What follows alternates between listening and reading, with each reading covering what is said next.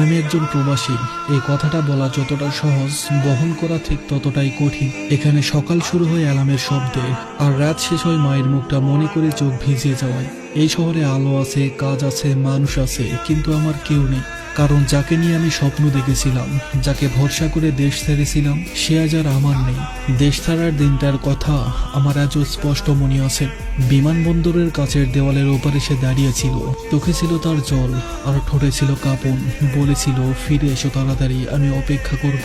আমি এর কথা বিশ্বাস করেছিলাম, কারণ ভালোবাসলে মানুষ বিশ্বাস করে। প্রবাসের প্রথম কয়েকটা মাস খুব কঠিন ছিল। কাজের চাপ, একা একা, ভাষা অচেনা, দেওয়াল, সবকিছুর মাঝেও ওর একটা ফোন কল আমাকে বাঁচিয়ে রাখতো। প্রতিদিন রাতে কথা হতো। আমি ক্লান্ত ছুটি নিয়ে বিছানায় পড়তাম। আরো বলতো গ্রামের গল্প, পাড়ার খবর, নিজের ছোট ছোট স্বপ্নের কথা। আমরা ভবিষ্যতের হিসাব করতাম। আমি বলতাম, আর 2 বছর, তারপর ফিরে এসে তোমাকে বিয়ে করব। আমার কথা শুনে হাসতো, বলতো, আমি শুধু অপেক্ষা করব তোমার জন্য। কিন্তু সময় মানুষকে বদলে দেয়, আর দূরত্ব মানুষকে দুর্বল করে দেয়। হঠাৎ করে একদিন ফোন ধরা বন্ধ করে দিল, মেসেজ দেরিতে দিল, কথা কমে গেল। আমি ভাবতাম হয়তো রাগ করেছে, হয়তো ব্যস্ত। আমি নিজেকে বোঝাতাম সব ঠিক হয়ে যাবে, কিন্তু কিছুই ঠিক হয়নি। এক সন্ধ্যায় কাজ শেষ করে রুমে ফিরে এসে ফোন খুলতেই একটা মেসেজ এলো। মেসেজটা করেছিল আমার ছোটবেলার বন্ধু। ও লিখেছে, ভাই তুই কি জানিস ওর বিয়ে হয়ে গেছে? আমি কয়েক সেকেন্ডের জন্য স্তব্ধ হয়ে গেলাম, কিছুই বুঝতে পারছিলাম না। আমার হাত থেকে ফোনটা পড়ে গেল। মনে হলো কেউ বুকের ভেতরে হাত ঢুকিয়ে হৃদয়টা মুঠো করে ধরেছে। আমি ওকে কল দিলাম, 1বার না, 2বার না, 1000বার কল দিলাম। অনেকক্ষণ পর সে কলটা রিসিভ করলো। সেদিন ওর কণ্ঠে কোনো কান্না ছিল না, ছিল শুধু ক্লান্তি। আমি শুধু জিজ্ঞাসা করেছিলাম, এটা কি সত্যি? ও কিছুক্ষণ চুপ থেকে বলল, হ্যাঁ। সেই এক শব্দে আমার পৃথিবী থমকে গেল। কিন্তু সত্য এখনো শেষ হয়নি। যেটা শুনলাম সেটা আমাকে ভেঙে গুড়িয়ে দিল বারবার। ও যাকে বিয়ে করেছে তার সাথে নাকি ওর 1 বছরের রিলেশন ছিল। আমি কিছু বলার শক্তি হারিয়ে ফেলেছিলাম। মনে হচ্ছিল আমি কি এতটাই অন্ধ ছিলাম? এতটা সহজ ছিল আমাকে ভুলে যাওয়া?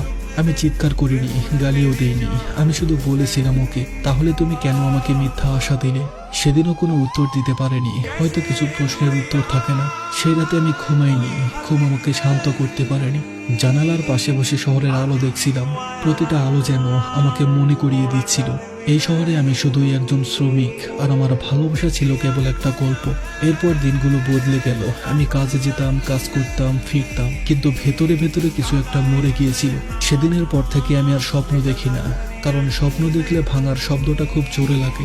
আজও রাতে মায়ের কথা মনে পড়ে, দেশের কথা মনে পড়ে, তার কথাও মনে পড়ে। কিন্তু এখন আর রাগ নেই, শুধু এক ধরনের শূন্যতা।